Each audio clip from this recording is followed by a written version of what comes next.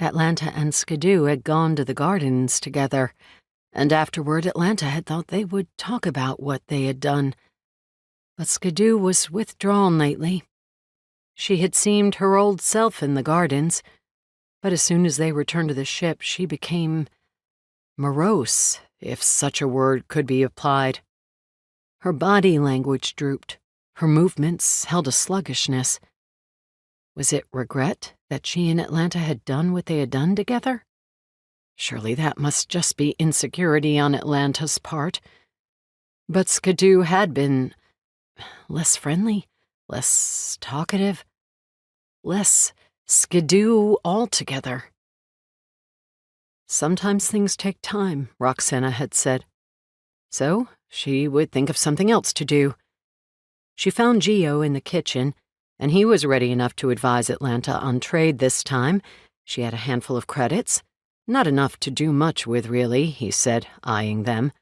But they might find something that could be given greater value with a bit of work.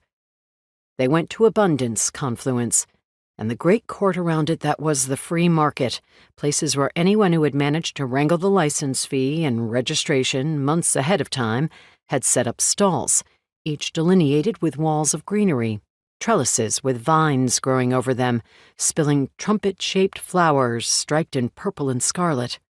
Where many other sections were primarily Drownoi and Plubus, here there seemed to be representatives of species after species.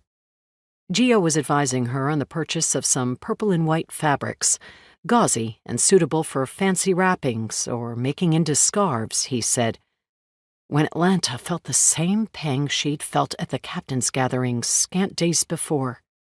She turned from the transaction and the startled fabric vendor to see Gnarl, 3 booths away, coming toward them through the crowd. The same bodyguards that had accompanied him at the gathering walked a pace behind. Gnarl hadn't seen her, but the bodyguard who she had interacted with met her gaze as they scanned the crowd. The other hesitated, as if to give her time to step away, their eyes flicking once to Gnarl, warning her off. But the same pang that had made her turn made her straighten her spine, just as Roxana would have, and widen her stance, waiting for them to come to her. Geo also turned and assessed the situation. 2 guards, who'd backed Gnarl in a fight, but they bore no visible weapons. Well, he didn't have any visible either, but plenty hidden, and they might too.